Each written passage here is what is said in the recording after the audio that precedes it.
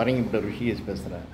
2026 தேர்தலில் ஸ்டாலின் ஜெயிப்பாரா தோக்க மாட்டாரான்னு இந்த விஷயத்தை வச்சு நீங்கள் முடிவு பண்ணலாம்.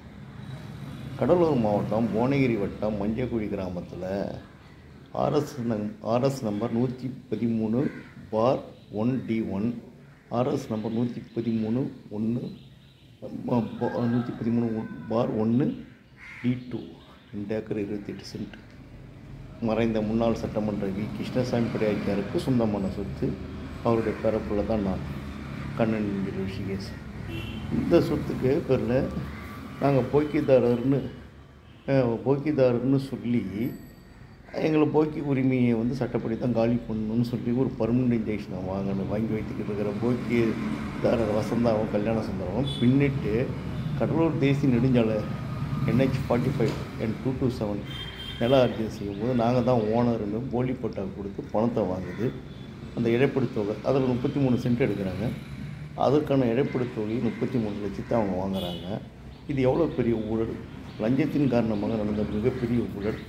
அதை சம்பந்தமாக 2018 நான் நிறைய 19 புகார் மனுக்கெல்லாம் அனுப்பியும் எந்த புகார் மனும் வேலை செய்யலை. நான் விடியில் விட்டேன், நல்லதை செய்து விடுவேன், பெட்டிஷனுக்கு மனுக்களுக்கு நடவடிக்கை எடுத்துடுவேன் என்று சொல்லி வந்த ஸ்டாலின் காலத்தில் அவர் வந்த பிறகு இந்த 4-5 ஆண்டு காலமாக அனுப்பப்பட்ட மனுக்கள் எல்லாம் அப்படி இருந்தாலும் கடலூர் மாவட்ட நிர்வாகம், ஆட்சித்தலைவர், வேறு எந்த அதிகாரிகளும் நடவடிக்கை எடுக்கலை.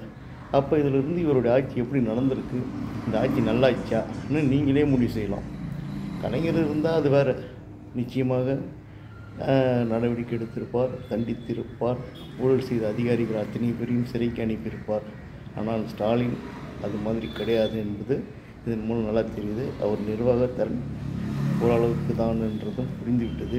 மக்கள் இந்த ஆட்சி எப்படி விரும்புவாங்கன்னு நீங்கள் நினைக்கிறீங்க? இப்போ இவர் ஒரு ஊழல், ரொம்ப வெளிப்படையான ஊழலுங்க இது. இவருடைய சொத்துன்னு ஊர் உலகத்துக்கே தெரிஞ்ச இதை ஒரு கடலூர் தேசிய நெடுஞ்சாலத்தோட பணத்தை 33 லட்சம் கொடுக்குறானுங்கன்றது ஒரு பக்கத்தை கொடுக்குறான். அதை வாங்க மாட்டோம், வசூலிக்க மாட்டோம். அப்போ மாவட்ட நிர்வாகம் எப்படி இருக்குன்னு பார்த்துங்க. ஏன் அதிகாரிகள் ஊழல் செஞ்சால் லஞ்சம் வாங்கிட்டு அட்டகாசம் பண்ணால் அவங்க மேலே நடவடிக்கை எடுக்கக்கூடாதா? அப்போ லோகாயுத்தெல்லாம் எதுக்கு இருக்குது? அந்த சட்டம்லாம் எதுக்கு இருக்குது? ஏன் செய்ய மாட்டீங்க? எதுக்காக செய்ய மாட்டாங்க? அப்போ நீங்கள் நல்ல ஆட்சி நடத்துறீங்களா? இதுதான் என்னோடய கேள்வி. நீங்கள் நல்ல ஆட்சி நடத்திருந்தால் இப்படி நடக்குமான்றதான் முக்கியமான கேள்வி. இது உங்களுக்கு தேர்தலில் எதிரொலிக்காதா? இது கலைஞர் புகழுக்கு களங்கம் விளைவிக்காதா? நீங்கள் கலைஞர் ஆட்சி நடத்தலாம் கூட பரவாயில்ல, மாடல் ஆட்சின்னு நீங்களே சொல்லிட்டீங்க. சொன்ன பிறகு இந்த மாடல் ஆட்சியும் இப்படி இருந்தால் என்ன அர்த்தம்? மக்கள் தான் கேட்குறோம்.